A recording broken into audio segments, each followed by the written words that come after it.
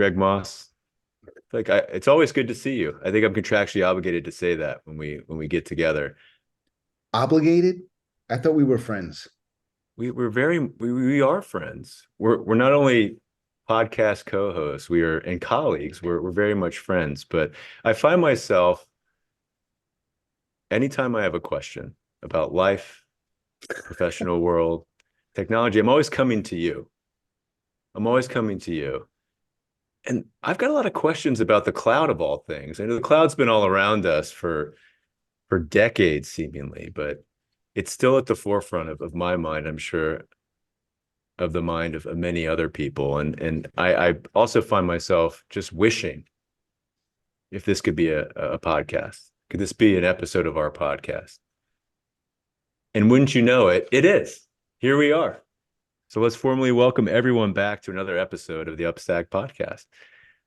I read, courtesy of our friends at Gartner, one of the recent forecasts, that spending on public cloud services is expected to grow by nearly 22% this year. Wow. That equates to $600 billion in spend. How much? $600 billion. But in the same breath, the Wall Street Journal reported last year that almost 2/3 of technology leaders are not seeing significant return on their investment in the cloud. And therefore, they're looking for more flexibility. So spend continues to increase, yet 2 out of every 3 technology leader is not seeing an ROI on that investment. I mean, it makes a ton of sense to me because this is exactly what we've been seeing for years in the industry. One of our biggest recommendations is hybridization.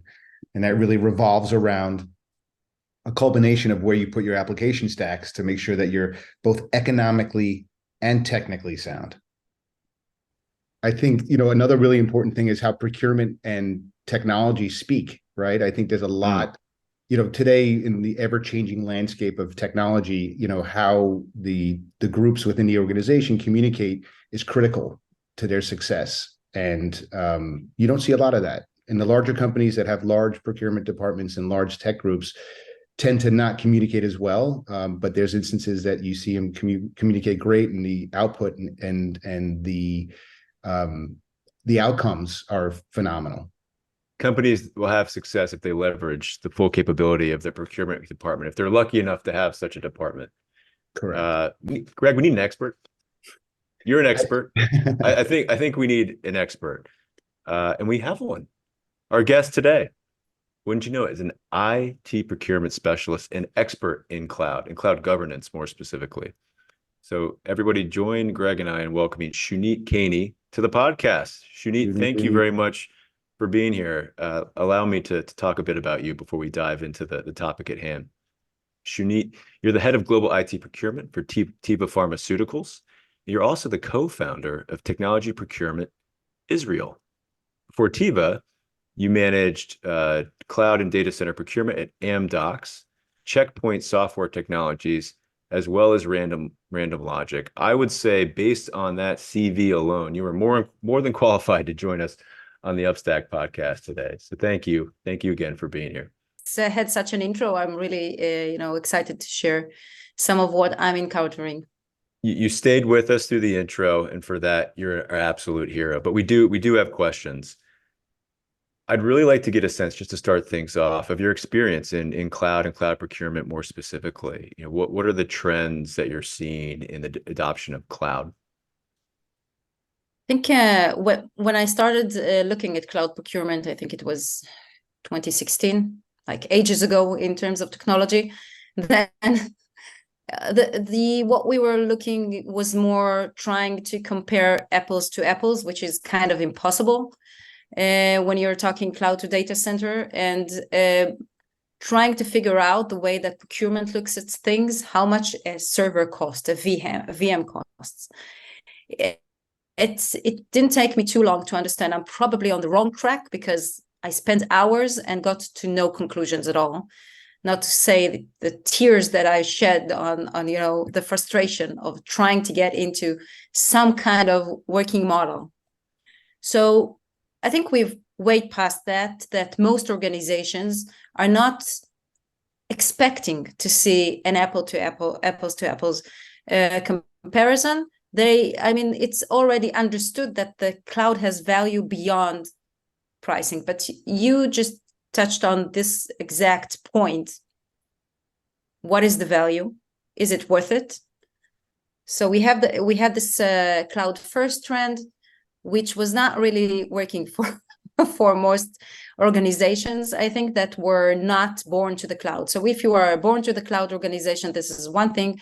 But unless you are a born to the cloud organization, the cloud first really, the bills were shocking.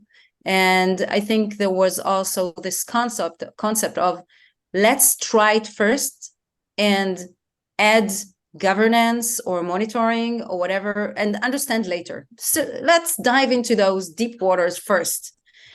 Some drowned, some just wasted a lot of money. And, understanding, and most of the bigger companies, all companies, they are, they really want to keep being profitable, had to stop for a second and reevaluate if cloud first is the right policy for them. And it would be no for most of the existing and let's say legacy agreements companies, while again born to the cloud, it's something completely different. And if we'll have the time and you like, we can talk about the born to the cloud. But for enterprise and legacy companies, definitely they had to roll back for a second and at least start to discuss a governance mechanism. I hear cloud first. It's well, everyone's in the cloud. We need to be in the cloud, whether it makes sense for the business or not. It's kind of Greg, I'm hearing hype cycle, your voice saying hype cycle in the back of my head as it relates to more recently emerging technologies like AI, which I'm sure we'll touch on deeper into this episode. But I think that sets the stage beautifully, Shunit. And actually, can we go there? Can we talk a bit about born to the cloud? Sure. Wow. Now you got me going, really, honestly. So I think the amazing part of born to the cloud and the very risky part for companies like the company like Amdocs that I worked for is that software companies that has been existing for a while, they had the advantage of their size.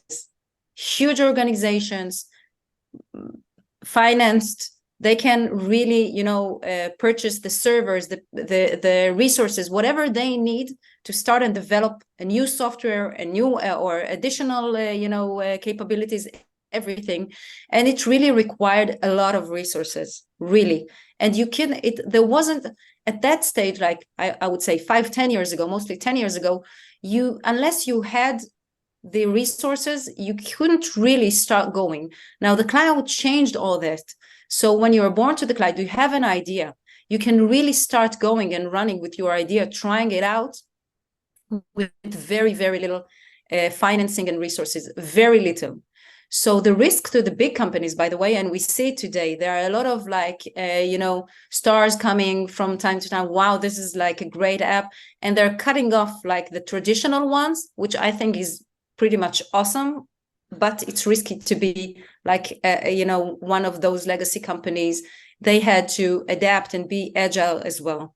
So companies that are born to the cloud are really, from a financial perspective, it made sense to be on the cloud. It made sense to see how it goes before you now invest in all sorts of servers and hardware and people and everything. So the option to be very, very lean, this is what the cloud allowed them to be. And this is why we see now so many solutions and very niche solutions that maybe in the past we would see the biggest companies with like many products, and now we see more of niche solutions going from different vendors, and some of them are not that stable when they go out to market. This is also an issue, but still, this is what the cloud allowed. Now, as a company, when you start a product on the cloud, born to the cloud, and you scale up because you're successful, then at some point you need to really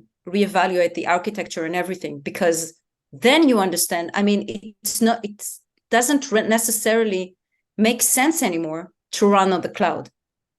Because Wow. this agility, flexibility is not something that you need now. Now you need, to be cost efficient. You need to have some reliability, right, in your resources. You have to have, the in-house does have its own advantages. Everybody loves cloud there. It has advantages, but in-house has it as well. It's different parts.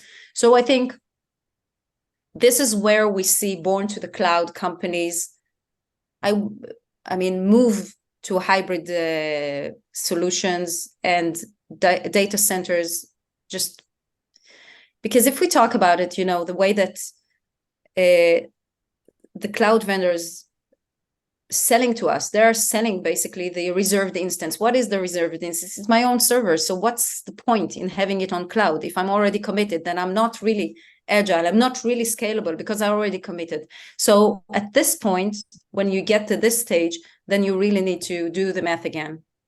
Companies born to the cloud, even those companies still can realize significant value in adopting a hybrid approach, as you touched on. Totally. Wow. Now it's more difficult. No one is safe. No one is safe. It's more difficult for them. Okay. It's more difficult for them, of course, because the architecture, you have to rethink a lot of things, right? It's not straightforward at all. Mm-hmm. Like migrating to the cloud is not straightforward either. But still, they're now maybe, I did an IPO, now they're public, now they have stockholders, and they need to deliver the profit. It's every dollar starts to count. So whether they have that expertise in-house or not, or they can rely on a third party to help architect that hybrid solution, there's options out there. Greg, sorry, you were saying. No, Shunit, you brought up some really great points. I want to challenge you because I feel that once a company has the momentum, right, and they start to put workloads in the cloud, I've noticed that all these widgets and all these little special things that these clouds offer, it becomes very difficult to move or stop or pause. How do you, this is where, to me, procurement comes in with some really great advice. How do you guys work together? How do you guys coalesce? How do you guys decide? Does procurement play a role in that? Procurement we need to ask the questions. Okay, so I don't think our role is to make technical decisions. Just, not our specialty. It's not what we do. But yes, ask the questions, challenge all sorts of decision, or just give more options. Open up, the thought of, okay, so, I had a conversation on another topic completely today. Somebody told me, but we always do it this way. Now, when I hear this, sentence, it's always done this way, this is where I take a step back. I said, okay, but is it right for now, for the situation? I don't really care what we've done for ages, but is it right for now? So a lot of times you fall in love with the process that you implemented, right? And I see it a lot, on cloud, off cloud, but somebody had a project, they did it, and it's working for 5-7 years, and they're in love with it because it was so successful. It's part of, it's in their CV because they're so proud of it, and rightly so. But time has, passed, and now we need to reevaluate. So this is the points where I challenge a bit, I ask the question. And I think, a good, really, really good procurement person is the one that knows the questions to ask. We don't come with a technical solution. It's not our job. It's not our ass on the line either, If there's honestly. But is it your job to challenge them economically, right? So if it's not only, by the way, but yes, economically, risk-wise. When you talk about all those super cool cloud solutions for companies like Teva, that, a pharma company, high level of privacy that is required to, under the GDPR laws and everything. So risks, even if they're not economical or commercial, it's a risk. So we are pretty much those people who would point out the risk or ask the question, did we look at that? And do you see that as the greatest value that procurement provides in this procurement and technology partnership, asking the hard questions? You mentioned the budget responsibility isn't yours per se. You're not owning the budget, but you're making sure that the ask that's being made on behalf of the business is fully vetted. So my mind goes to what is the value of having this procurement resource in the organization? So this is one of them, and the other one is the high, the bird's eye kind of point of view. So the option and the ability to consolidate, because I mean, especially enterprises are very, very, very segmented, very segmented. So this is a function, the procurement is a function that really sees everything and has the opportunity then to consolidate. And by the way, when we are talking about cloud agreements, it's super important.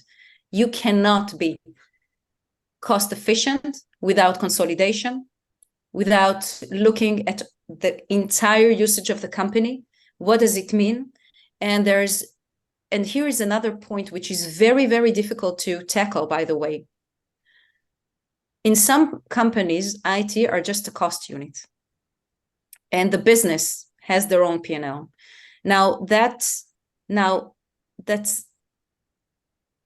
harming the potential of having really good agreements, not only agreements, but the platforms and things that can run the business much better. Why? Because the budget is segmented in different business units. The IT is considered just a cost.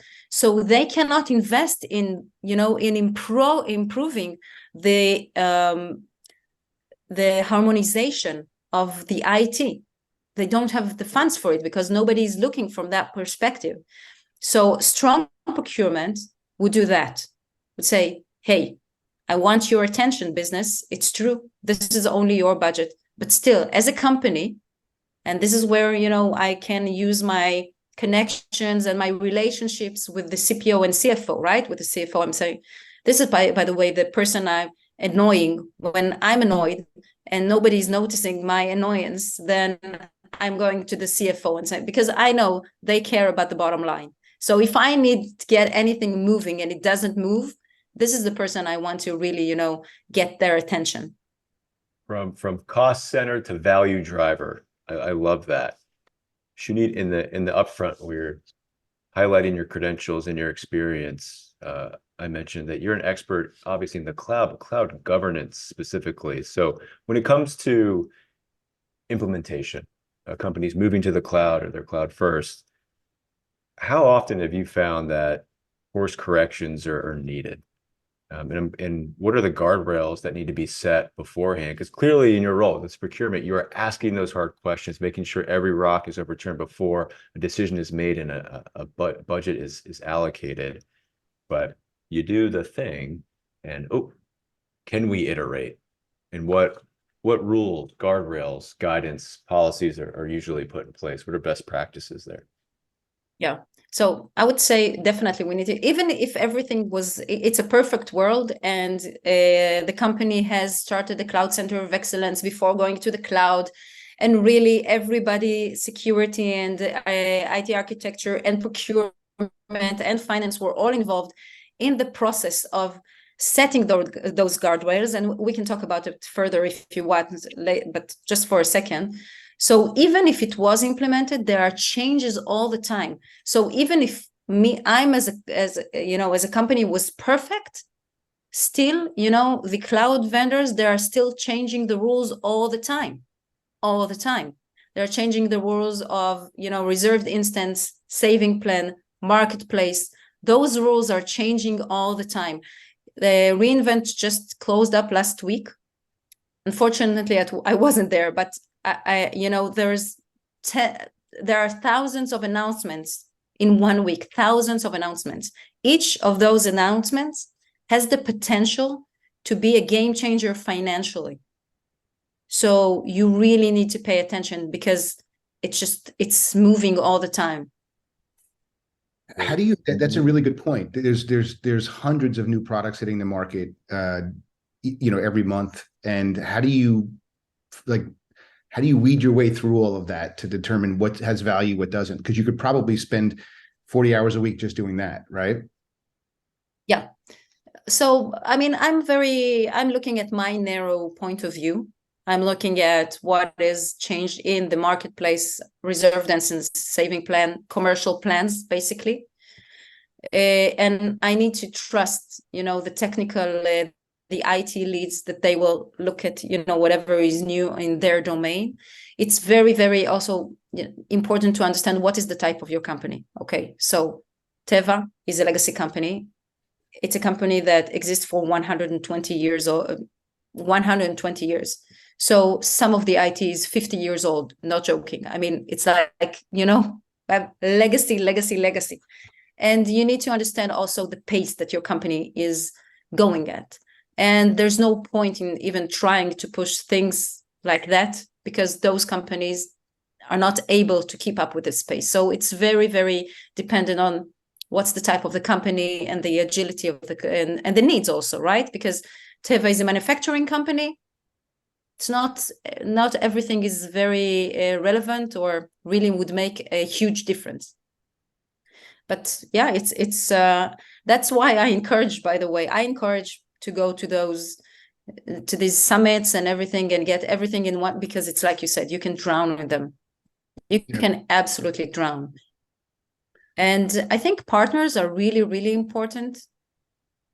So third parties and partners that would really help you to go through all the new data. Yeah, it's a great point. I see a lot of value coming out of third parties when it relates to this, because if they're spending their time doing the research and they're kind of bringing you only the cream of the crop, right? There's definitely value in that time saving. And if you have a strong partnership and trust, then I would trust you as my partner to bring me the information that is really relevant to me. So Shunit, I know you have both experience in cloud and data center, and this is one of my favorite topics because, I'm a big advocate of hybrid, and you having both the cloud and data center experience on the procurement side, I see value in both, right? And, I'm curious to hear from you in industry, how much you hear of companies taking workloads out of the cloud these days back into traditional data center, not entirely, right, but partially, and how many companies are still trying to go pure cloud? I think it's like a tug war, we always hear about back and forth, and the cloud vendors are really, really trying to fight data centers. So they come up also all the time with new ideas. And if you take, for example, Oracle, right? So they have created this way to incentivize their customers to go on into the Oracle cloud, which is like, doesn't make any sense, but they still, had thought a lot of time. They really thought it out, and they found a way to incentivize some of their customers, and they do it.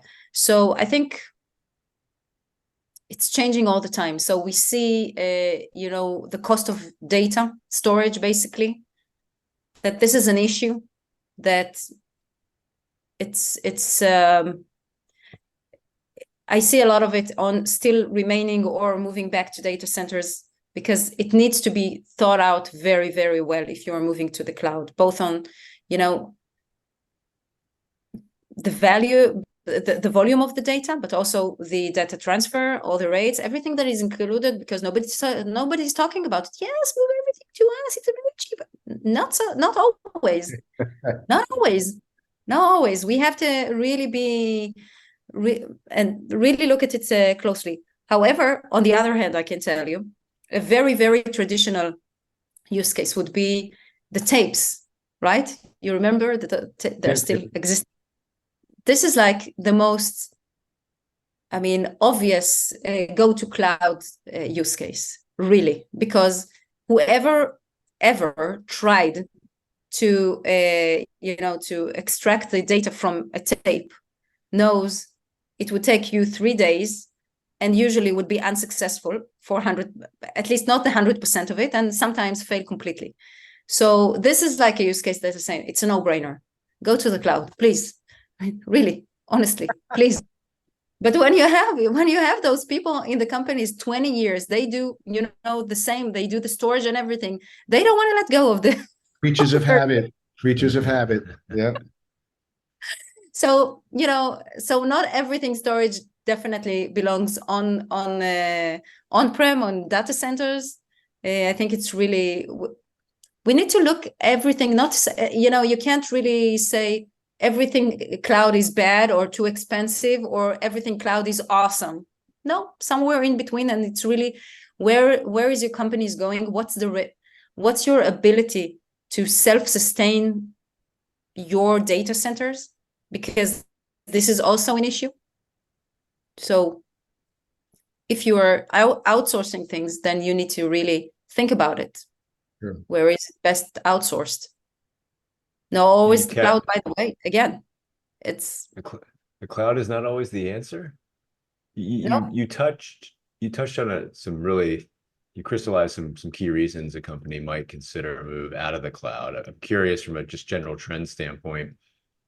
Are you receiving more requests internally to migrate from the cloud? Are you seeing more broadly in your other work, companies looking to move out and maybe land on a more hybrid approach? I think what I see the most is the realization that it costs more.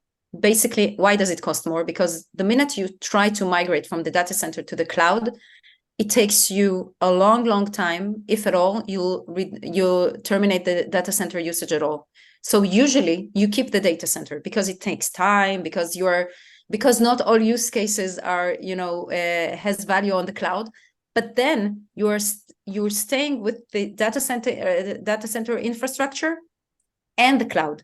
So at this point, I think when I think it takes about 2-3 years at least for companies to realize they are not saving any money, and then they start to 2 to 3 years. 2 to 3 years. What? Yes, Alex. 2 to 3 years. Sticker shock. Yep. You agree with me, right, Greg? This is the time it takes. Absolutely. You hit the nail right on the head, Shunit. Yeah. I shouldn't be surprised. Wow. 2 to 3 years. Okay. You got to stop storing your pictures in Google Photos, Alex. That you're going to find out in a couple of years, the cost is going to go up. The digital lives of my children. We've lasted this long without talking about AI. I think it's only time. It's only time because it's in the headlines every day within industry and more broadly.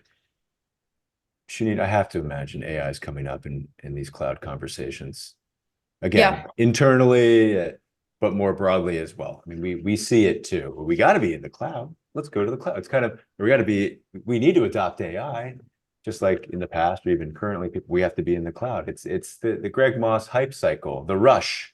You've got to be on to the latest thing. Does it make sense for your business? So I don't know. Cost-wise? Before you dig in, I want to just add to Alex's thought around AI so you have some context. And I'm very, very curious to hear what you have to say about this. These cloud companies, let's just call it the big three, right? The AWS, GCP, and Azure are notorious for giving out all these wonderful free credits, right? It's not free, right? It comes back at some point. And this is how they get you on board. And then their goal as an organization is to grow that revenue. And how do you grow that revenue, right? When something's steady state, something cool like AI, right? So I'm assuming there's they're trying to propose a value for these new AI functions, right? For organizations, large language models, whatever it's going to be. How is procurement interpreting this, right? And is it something that's justified, not justified? I want to say something before we talk about AI, because you mentioned something that is super important, and that's the increase of ARR. This is like the name of the game, right? Not only for cloud vendors, also for SaaS vendors, which are kind of cloud, but not. Software companies are now SaaS, and they want to increase the ARR. This is the important thing. This is why we are losing companies like Teva and others are losing the agility that we are supposed to have, because they are now incentivizing us into commitment where, guess what I lost? I lost my agility, the scalability, I lost all of this. So it's a problem. And worse than that, or better than that, or moreover, what we are seeing right now, after especially the AWS reInvent that was announced about the marketplace, and we can see it also as a trend for, I think, 4 or 5 years, the marketplace is getting bigger and bigger. What does it mean, actually? It means that the software resellers are going to lose their grip. They are losing their grip slowly but surely. Everything is moving to those marketplace. They incentivize us to go on the marketplace in different ways, which, by the way, there's also kind of, I could say I'm agnostic to it. What do I care? I get the software. I don't care. And if I get benefits from the cloud vendor, even better. But it's like you said, it's like you're going into Hansel and Gretel. What do you have it in English? Sorry. Hansel and Gretel. That's it. Yeah. Hansel and Gretel, okay. yeah. Nailed it. Okay. Into the candy house, and everything is there. Everything is want to there. fatten you up. Let's fatten you up. Exactly. And it's now, you asked before regarding, where's procurement there and the governance and the guardrails. So marketplace is definitely a place that we want to put the guardrails. But even for us, it's very enticing. So this is like, I moved from AI. I'm going back to AI just because you said about the, It's great. No, it's ARR, fantastic. and it's one of those topics that I'm really worked up about the whole thing. I'm still thinking, what's the trend going to look like for resellers? I don't know. It's margin. That's margin, right? So if they remove Yeah. the resellers or the middleman, it allows them to Yeah. justify things. Yeah, I agree. Yes. And what does it mean for us, as companies, as procurement? I mean, where's now the added value of those resellers? If they have no added value, they would be wiped out. It's interesting conversation. But regarding AI, I think that there was a hype. I think now it's getting into real value. And I'm sorry if I'm, bursting your bubble, Greg. I think the tools that I see now, and it's not like what I've seen a few months ago, it's getting into the domain of real value in the productivity of an employee. And I'll say, but there is this view. I'm not really part of, I don't subscribe to this point of view, by the way, but it's a financial thing. People that are CFOs, finance people, they say, why should I pay 100K for this AI tool, which is really, really, really cool? I can, just increase headcount for less money. They will do the job manually. And this is something that I think this is, at this stage, is kind of a barrier for a lot of legacy organizations that do this, breakdown or analysis or it to get into those better productivity tools. But I do see real value in the tools that are coming out now. I don't think they're ready yet fully. I think it's still like it would take a few months to a year or so, but their implementation will go wider and wider, because it's like, I'm sorry to say, really, I hope I'm not insulting you, Greg, because I love you, I love you. You couldn't insult me if you wanted to. Please, Shunit, it's like you're proceed. Moving. Please proceed. It's, in a way, when you are moving from the Nokia to the smartphone. I'm sorry. But things are at your fingertips in a way that they weren't there before. Now, do you pay more for the, for the phone itself and for a lot of the services? You pay more, but you get so much more. And I don't think we're there yet, but that's where the trend is going. And I think a year, maybe.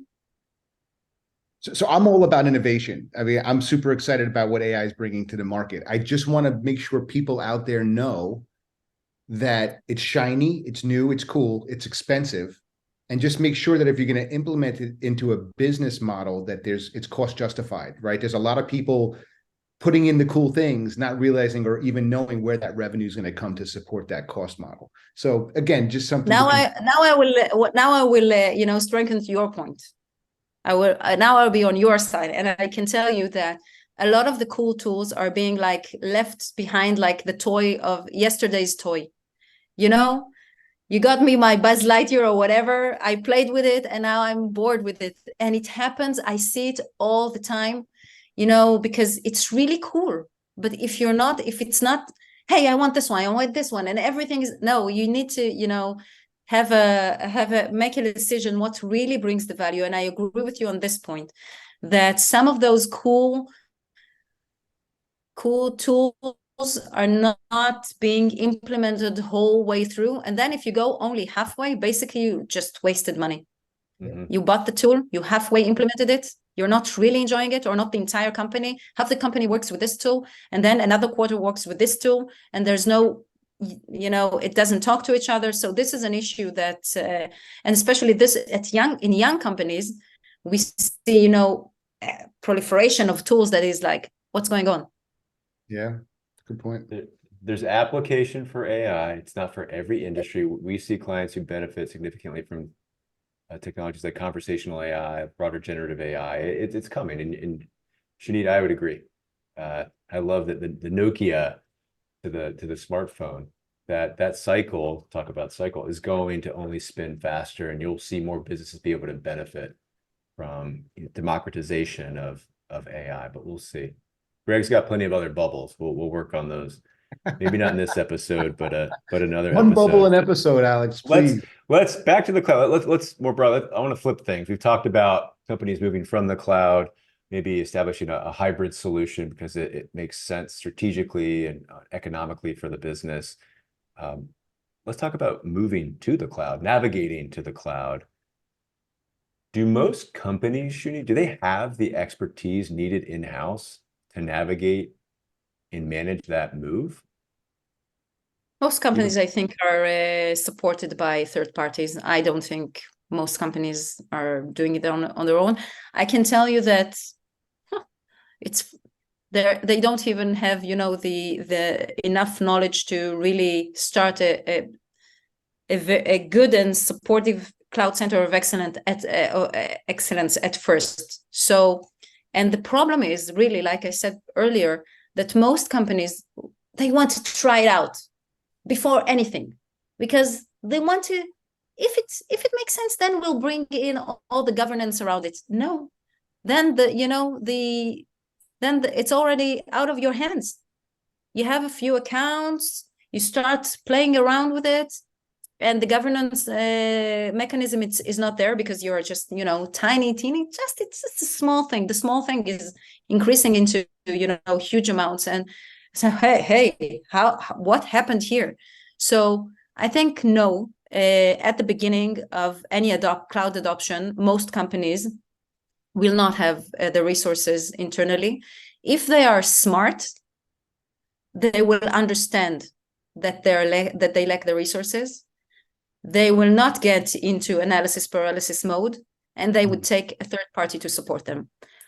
And I really, I encourage IT teams all the time to stop the analysis at a certain point, start, doing something to contain everything, because, oh no, maybe this vendor, maybe this one, maybe this platform, they can go on for 2 years. Yeah.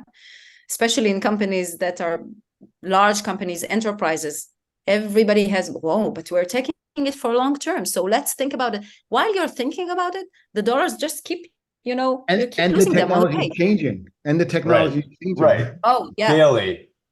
Do larger enterprises have the expertise? I know earlier stage companies, smaller, everyone's wearing multiple hats, but even tech companies has the expertise. Right.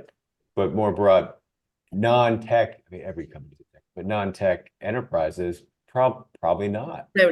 Rarely. Who are very non-tech? It's banks. Absolutely. The finance world is very, very, very tech oriented, even though it's like not their business. Or they are on top of it completely. They are. Yeah. But when they started, by the way, they weren't, and that's the thing. And even if you are a tech company, by the way, and the issue with, I'm going back to the topic of born to the cloud, the governance is not there. So at some point they will wake up and then they have to herd everything in, and it's very, very difficult. Greg, I know you have a question about governance. It's the perfect segue. So thank you, Alex. I appreciate that. governance seems to be really important, and I agree with you, Shunit. It's critical. Is it just as critical for smaller companies? And what kind of advice could you give to the small to mid-sized company that doesn't have the luxury of having procurement teams on their side? Okay. So first, yeah, it's important. I mean, it's like now became something that is very familiar, just first you have to have visibility, monitoring, and optimization. And you have to have it at any, even if you have a $100 account, but you are wasting 50, then, it's something, it's $50 that you could have earned, could have been a profit. So I think at any, and this is a big realization that from the get-go, you need to have those mechanisms in place. And I think everybody talks about FinOps all the time, cost saving, and really this is not the only issue. I mean, governance is a big word. I'm specifically not saying FinOps. I'm specifically saying governance because it's so much more than that. So if you have an account that is violating privacy in some way, you are risking the company in a big way. So there are so many facets to those governance. I think the team that sets, the guardrails of the governance should include finance partners, procurement, and of course, IT, security architectures. This is the cloud center of excellence. Definitely. If you don't have it in-house, third party, yeah. But I mean, closing your eyes does not eliminate the problem. I agree. And I've seen a lot of failure to even just organize and control spend within groups. I know companies that have 40 or 50 people within the organization ordering off of cloud accounts, right? So just kind of being able to control that spider web in itself has value. 40, 50 is not, I've seen much more. We have templates and automated self-service ways to start an account, to buy on marketplace, and in a way that it's secure because you have set the parameters, then it's like a win-win. Then for 80% of the cases, you would be covered. You would know that, it's monitored well, it's structured well, it's within the way that you secure your company. And of course, from procurement perspective, the spend is also monitored and budgeted. And, we take a look at it, we trace it. And then for the 20%, then it's a bit of manual work. But I think having 20% manual work rather than, I can't handle it, it's too much, is much better. Understood. Agreed. For the record, everybody, I'm so excited to go home tonight and tell my family we're establishing our own cloud center of excellence. Particularly my eldest daughter, Dylan, who keeps recording 10-minute, TikTok videos on my iPad. We got to stop doing that, causing constraints. Shunit, before we let you go, we must learn more about technology procurement Israel. I know we talked a bit about it in our pre-call, and this is something that we want more people to know about. Well, thank you for asking me. It's my baby, So I co-founded it, the community about almost 2 years ago. And I founded the community because as a procurement person that is really, a tech person in a way, right? So technology procurement and into the cloud, I found that anything procurement is so boring for me. It's like everything is supply chain. Everything is like heavy and nothing to do with what I do. Now, when I wanted to learn about cloud, then everything is too techy for me because I understand the principles, but I'm not an IT person. So I found myself that I'm not here and I'm not there. And I have so many, and there are so many new products coming all the time. I can't possibly know about everything.